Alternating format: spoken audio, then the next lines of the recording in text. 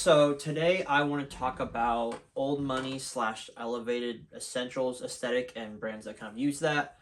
I could talk about like Polo Ralph Lauren, like Loro Piana, and those types of sorts, but I just don't find that as interesting or as helpful, honestly. So today I'm going to be focusing solely on brands built off like Instagram and TikTok that kind of adapt this sort of old money aesthetic. What exactly that is comprised of, the social strategy behind these brands. And so, yeah, without further ado, let's get into it. Okay, cool. So again, want to take a look at some brands that kind of go for this aesthetic.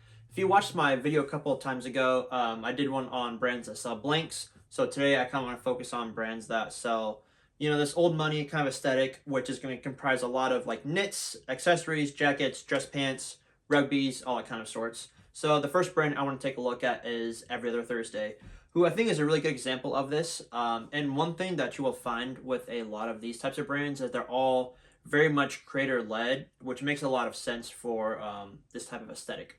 So Every Other Thursday is a pretty successful brand. Again, they do a lot of very simple knits, dress shirts, crew necks. They do a lot of accessories, nice simple hats, all at a reasonably higher price point, but still not quite breaking the bank.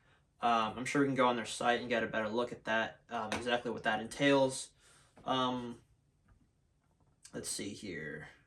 So yeah, $170 knits, all sold out. Dress shirts at $140. These very simple hoodies at $120.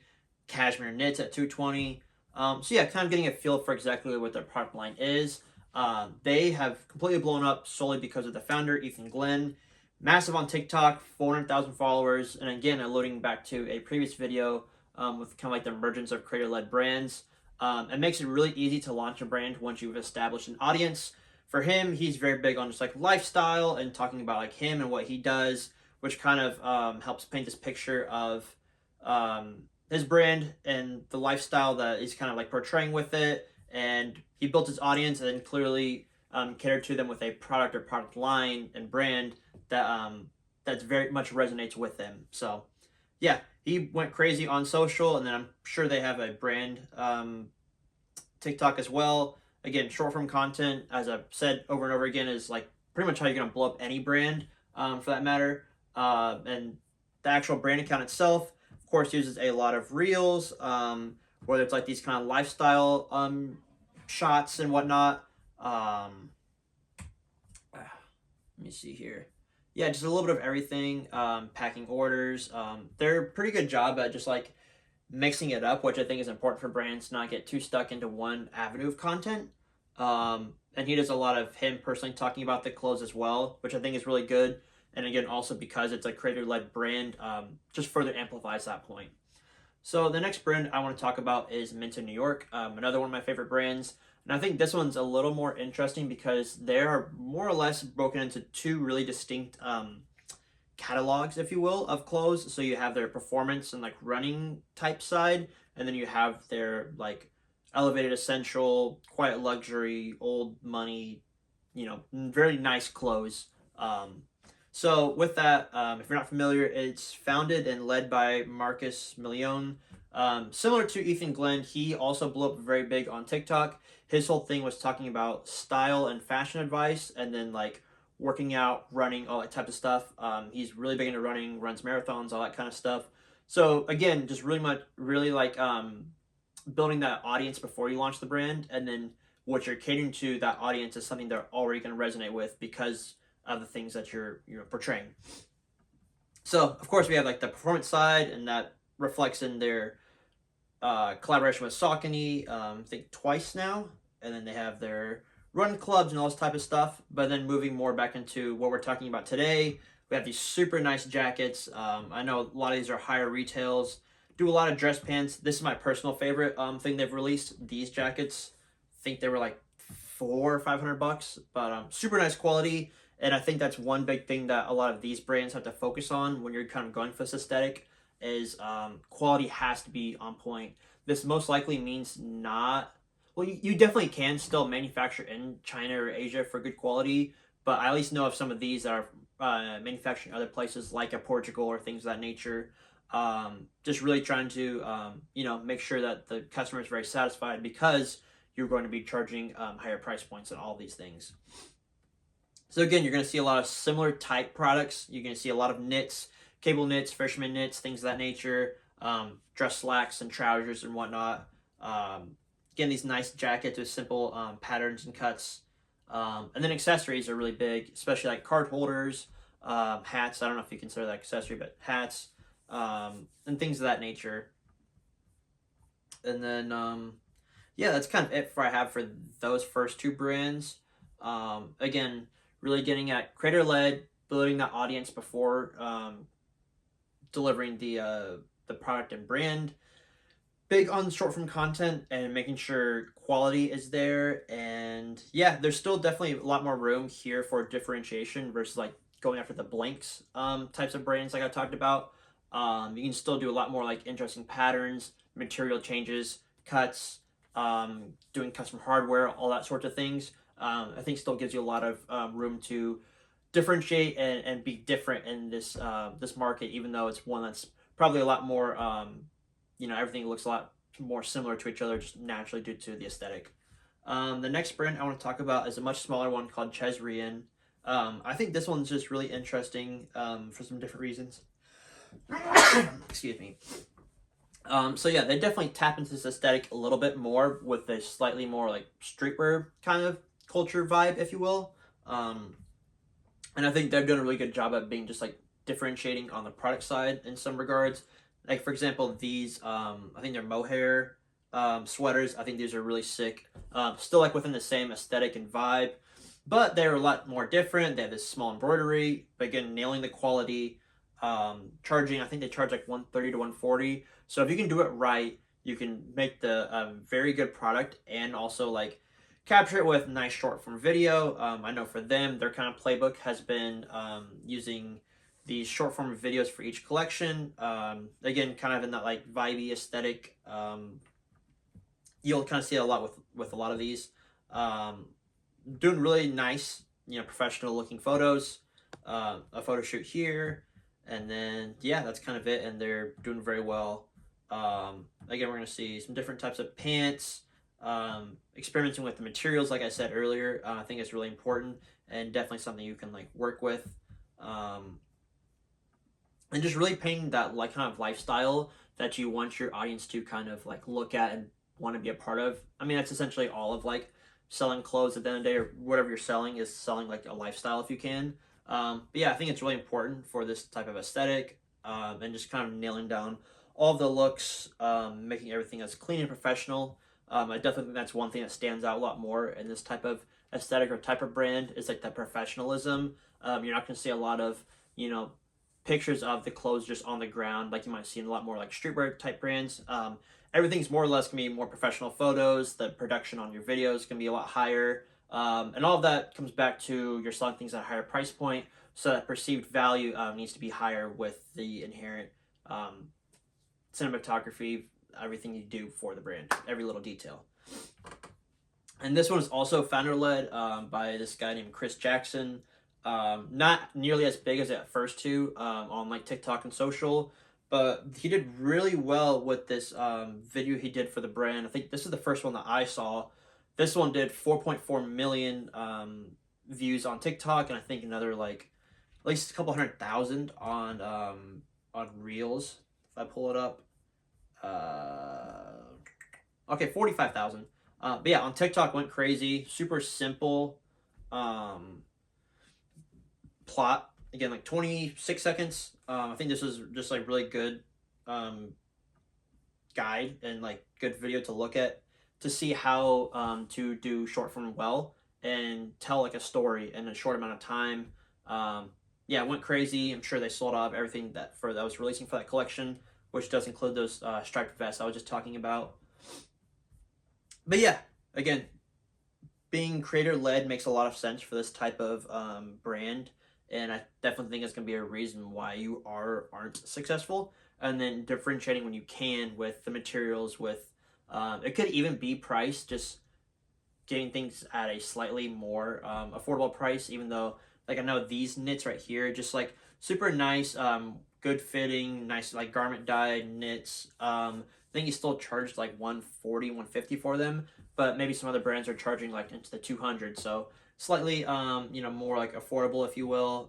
Again, fit's gonna be important. The material, the tags, just have to really nail down all of the details and have everything come together to actually be successful. This type of brand. But I have no doubt in my mind that all these three brands right here are killing it in their own respective ways and are, definitely doing well. Next one I want to talk about is this brand. I don't know how to pronounce it. Alfre. I actually came across this one because of the founder, Common Alley. Him on TikTok, pretty similar size to the previous guy I just showed you. And his whole story is about him leaving his Wall Street job to build a men's fashion brand that's kind of in this space. If you go to their site, they're definitely the most expensive of the ones I'm going to talk about today. These Oxford shirts, these $350 Italian wool knits. We have a crocodile leather card holder for $125, $105 belt, $45 hat, which not bad. But again, yeah, hammering home that point of everything is going to be priced more expensively inherently, so you kind of have to nail everything else to kind of perceive that value. So decent like short form strategy.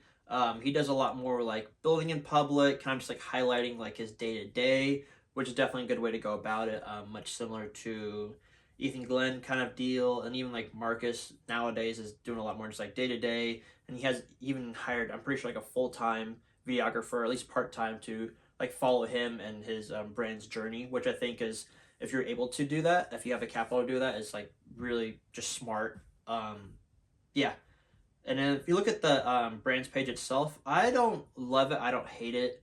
Definitely think they could be using a lot more video content, and also just a lot of these feels just like, I don't know.